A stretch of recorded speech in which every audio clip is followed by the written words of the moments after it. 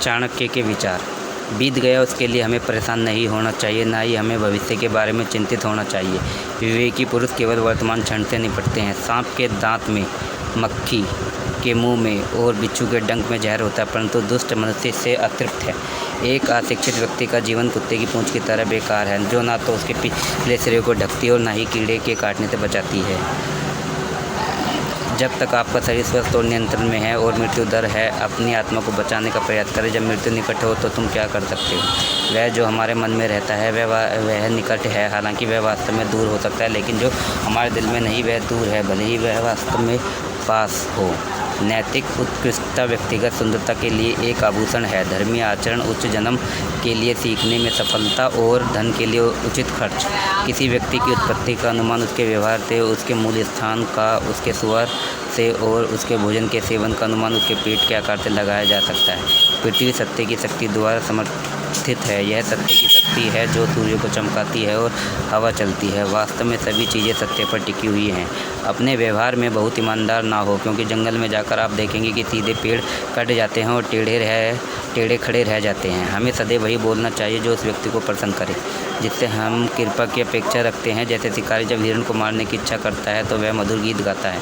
एक विद्वान व्यक्ति लोगों द्वारा सम्मानित किया जाता है। एक विद्वान व्यक्ति अपनी विद्या के लिए हर जगह सम्मान पाता है। वास्तव में विद्या का सर्वस्व आदर होता है। जो मनुष्य सभी प्राणियों के लिए दया और करुणा रखता है वह निश्चित रूप से धार्मिक है। उसे अपनी धार्मिकता साबित करने के लिए किसी धार्मिक प्रतीक या चिन्ह की आवश्यकता नहीं है।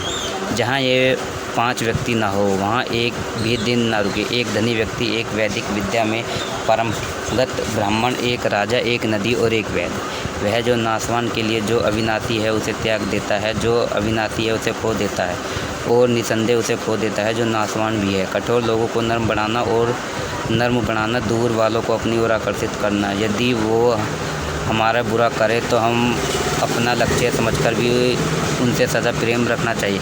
ज्ञान पवित्र कामधेनु के समान है और उस वृक्ष के समान है जो हर मौसम में फल देता है। अज्ञात क्षेत्रों में यह सुरक्षा प्रदान करना है और आपको पुरस्कार प्रदान करता है। मनुष्य अकेला पैदा होता है और अकेला ही मरता है, और वह अपने कर्मों के अच्छे और बुरे परिणामों को अकेले ही भोगता है, और वह अकेला ही नरक या परम धाम जाता है। आध्यात्मिक शांति के अमृत से संतुष्ट लोगों को जो सुख और शांति प्राप्त होती है वह लालची व्यक्तियों को बेचैनी से इधर उधर घूमने से नहीं मिलती है।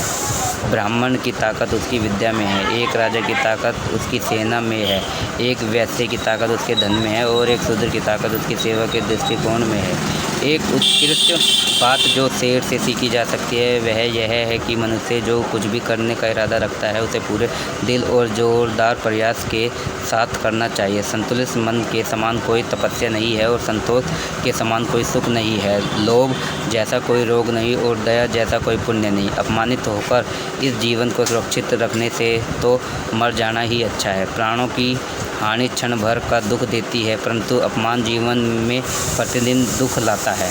ज्ञान को व्यवहार में लाए बिना खो जाता है। अज्ञानता के कारण मनुष्य खो जाता है।